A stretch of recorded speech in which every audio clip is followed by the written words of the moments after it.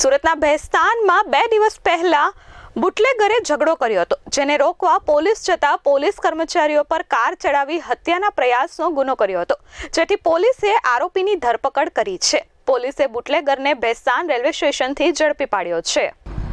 મળતી માહિતી પ્રમાણે 2 દિવસ અગાઉ રાત્રિના સમયે ભેસ્તાનના રેશમાનગર ખાતે બુટલેગર યુનુસ ઉર્ફે ટેણી મુઝફ્ફર પઠાણે લોકોની સાથે ઉગ્ર ઝઘડો કર્યો હતો, જે બાબતની જાણ થતાં ભેસ્તાન પોલીસ મથકની PCR વાન લઈને પોલીસ કર્મચારીઓ રેશમાનગર ખાતે પહોંચ્યા હતા અને ઝઘડાના ઠાણે પાડવાની કોશિશ કરી હતી। જોકે બુટલેગર યુનુસ ઉર્ફે ટેણી પઠાણે પોલીસ સાથે પણ માથાકૂટ કરી હતી અને કાર લઈને ભાગ્યો હતો। પોલીસે પીછો કર્યો હતો, જ્યાં નજીકમાં હિન્દ હોટલ પાસે યુનુસ સ્કોર્પિયો કારને પોલીસની PCR પર ચઢાવીને પોલીસ કર્મચારીઓની હત્યાનો પ્રયાસ કર્યો હતો અને ત્યાંથી નાસી ગયો હતો।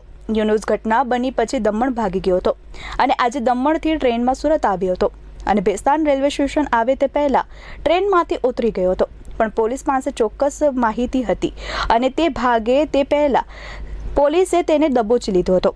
આ કેસમાં ભેસ્તાન પોલીસે બુટલેગર યુનુસ ઉર્ફે ટેણીની સામે પોલીસની હત્યાના પ્રયાસનો ગુનો નોંધ્યો હતો। તે દરમિયાન આજે પોલીસને એવી માહિતી મળી કે યુનુસ ઉર્ફે ટેણી પઠાણ ભેસ્તાન રેલવે સ્ટેશન નજીક ફરી રહ્યો છે, જેના આધારે પોલીસે વોચ ગોઠવીને તેને ઝડપી લીધો હતો। ચાલુ મહિનાની 11 તારીખના મોડી રાત્રે એક ભેસ્તાન પોલીસ સ્ટેશનમાં બનાવ બનેલો હતો। ભેસ્તાન પોલીસ સ્ટેશનમાં એક આરોપી વિરુદ્ધમાં એટેમ્પ્ટ ટુ મર્ડરનો એક કેસ દાખલ થયેલો છે। આરોપીનું નામ છે યુનુસ ખાન ઉર્ફે ટેણી મુઝફ્ફર ખાન પઠાણ। આ જે આરોપી હતો એ એક વ્યક્તિ સાથે બોલાચાલી અને ઝઘડો કરતો હતો, એટલે નાઇટ રાઉન્ડ પેટ્રોલિંગમાં ડિસ્ટાફના કર્મચારીઓ હતા અને એમને માહિતી મળેલી હતી, એટલે ડિસ્ટાફના 2 કર્મચારીઓ સ્થળ ઉપર જઈ અને આરોપીને સમજાવવા માટે પ્રયત્ન કરેલો અને કાયદો અને વ્યવસ્થાની પરિસ્થિતિ ડિસ્ટર્બ ના થાય એના માટે એમને પોલીસ સ્ટેશન લાવવા માટે પ્રયત્ન કરતા હતા। તે દરમિયાન આ આરોપીએ ઉગ્ર થઈ અને ડિસ્ટાફના 2 કર્મચારી સાથે પણ એમ કે બોલાચાલી કરી, જેથી ડિસ્ટાફના કર્મચારીઓએ કંટ્રોલ મારફતે PCR વાનને જાણ કરી।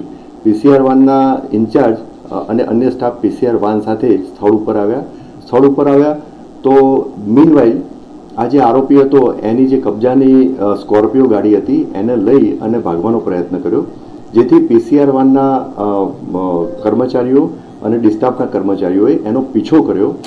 જે જગ્યાએ આ બનાવ બન્યો હતો, બોલાચાલીનો બનાવ બન્યો હતો, ત્યાં રોડ ઉપર 2 થી 3 રાઉન્ડ જે સ્કોર્પિયોના આરોપીએ ચક્કર લગાવ્યા। એની પાછળ PCR વાન પણ એને પકડવા માટે અને એને રોકવા માટે એની પાછળ PCR વાન જતી હતી અને પછી આરોપીએ PCR વાનને 2 વખત ટક્કર મારી, એક આગળના ભાગેથી અને પછી એક આરોપીએ એની પાછળ જઈ અને રિવર્સ કરી અને ફરીથી પાછળની ભાગે ટક્કર મારી।